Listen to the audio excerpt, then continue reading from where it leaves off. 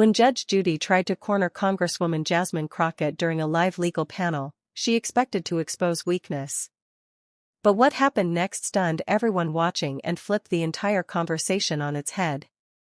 The cameras were already rolling when the tension hit the room like a jolt of static. It was supposed to be a civil legal panel, a special televised segment titled Law, Order, and the Constitution Today, recorded in front of a live audience at the Winspear Opera House in Dallas, Texas. The organizers had flown in some of the most recognizable names in law and politics. But everyone knew who the real draw was. Judge Judith shined, better known to America as Judge Judy. She didn't need an introduction. Her voice carried decades of courtroom grit, and her scowl alone could silence a room. At 81, she was sharper than most people half her age, and she came ready. Sitting 3 seats down from her, wearing a crisp navy blazer and an unshaken expression, was Congresswoman Jasmine Crockett. The freshman lawmaker from Texas's 30th district had spent years working as a public defender before entering the political spotlight. Younger, quieter, but no less confident. She sat poised, hands folded, eyes direct. She wasn't there to make noise. She was there to speak truth. The panel kicked off with small talk and polite remarks. The moderator asked about the role of the judiciary in modern politics, and everyone gave their usual polished answers. That is until Judge Judy leaned in. She glanced at Jasmine like a school teacher testing a new student. "Congresswoman Crockett," she began, voice cutting. "You speak often about justice reform, but tell me, how many felony cases have you personally tried in court? Real court, not the kind with sound bites and press conferences." There were chuckles, the kind that hover between nervous and amused.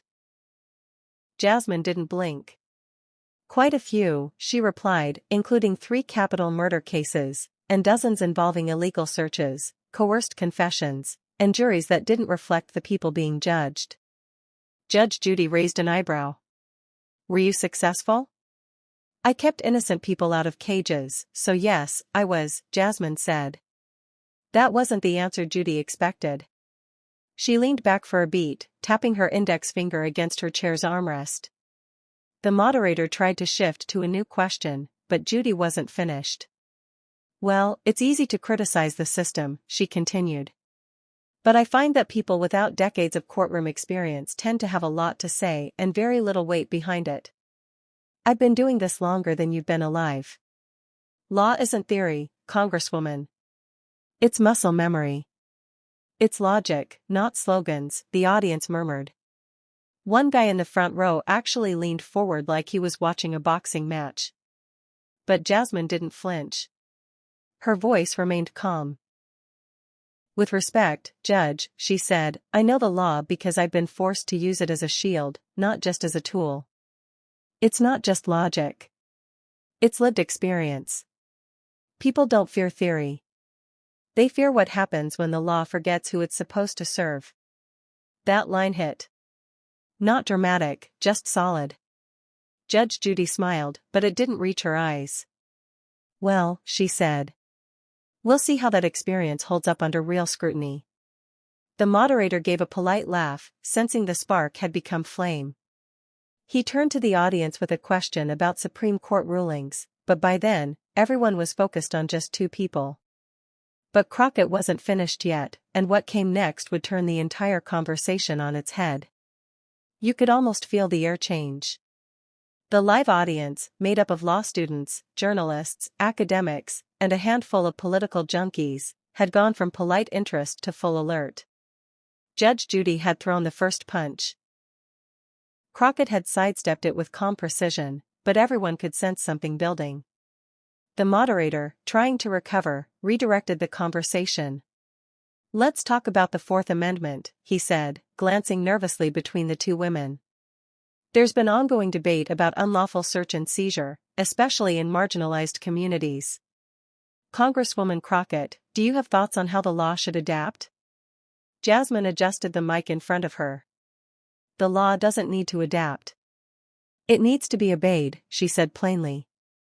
"The Constitution already prohibits illegal searches. The issue is enforcement and the lack of consequences when those lines are crossed. That struck a chord. There was a subtle shift in posture from the law students in the back. They leaned forward. Phones were discreetly raised. Someone was already live streaming. But Judge Judy didn't appreciate the answer. She jumped in before the moderator could pivot again. Respectfully, she said with a practiced calm, "You're making it sound like the justice system is built to hurt people. That's not true. It's messy, but it's fair. Most of the time when people run into legal trouble, it's because they broke the law." There it was. The assumption Jasmine had heard 100 times before. She gave a small, almost imperceptible smile. Most of the time, Jasmine repeated, but not all.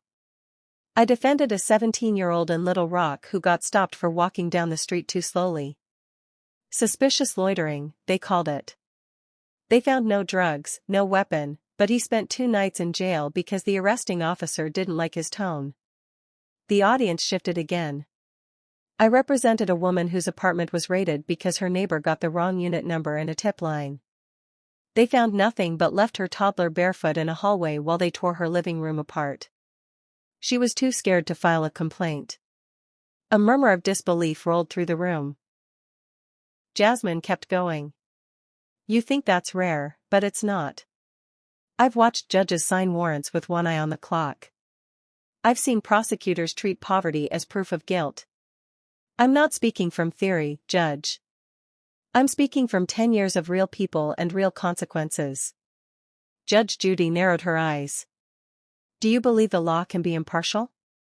"I believe the law is only as impartial as the people who enforce it," Jasmine replied. "And I believe we pretend objectivity exists more often than we practice it." The room quieted again. For a moment, there was nothing but the hum of the overhead lights and the sound of someone's camera clicking from the back row. One woman in the third row, a retired teacher from Abilene, whispered to the man next to her, "She's not wrong." The man nodded. "I've never heard anyone say it like that. Not on live TV." Meanwhile, Judge Judy leaned back in her chair, crossing one leg over the other. She was calculating. Her reputation wasn't just built on being sharp. It was built on winning. She knew how to frame questions, how to push people off balance. But something about Jasmine's presence was different. It wasn't that she came to win. It was that she came with nothing to prove. That calm certainty was harder to rattle than raw arrogance. The moderator tried again. "Congresswoman Crockett, are you suggesting the system is broken?" She looked directly at him. "I'm saying the system was designed by people, and like people it reflects their biases unless we force it not to." But Judy wasn't about to let the conversation end there, because if she couldn't silence Jasmine with pressure, she'd try something sharper. "Legal specifics." There was a stillness in the air that followed Jasmine's last statement. "It reflects their biases unless we force it not to." Not angry, not performative, just said like a fact. And somehow that carried more weight than a shout ever could.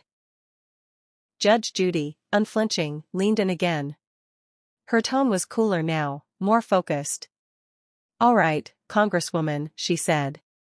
"You're clearly passionate, but passion and precision aren't the same. Let's get specific. Tell me, what federal case, in your experience, best illustrates the point you just made about enforcement failing to reflect the law?" The moderator blinked. He wasn't expecting that. A few audience members murmured. That was Judy's signature move. Trap someone in public with a question meant to expose what they don't know. But Jasmine didn't hesitate. "I'll give you one," she said. United States v. Jones, 565 U.S. 400, 2012. Decided by the Supreme Court. Judge Judy looked mildly surprised. She didn't expect a citation with volume and page number. In Jones, the government installed a GPS tracking device on a suspect's vehicle without a valid warrant, Jasmine continued. They tracked him for 28 days. The D.C. Court of Appeals ruled it was an unlawful search under the Fourth Amendment. The Supreme Court agreed. She turned slightly in her chair so she could face Judy directly. But here's the part people miss. The ruling didn't just say the tracking was illegal.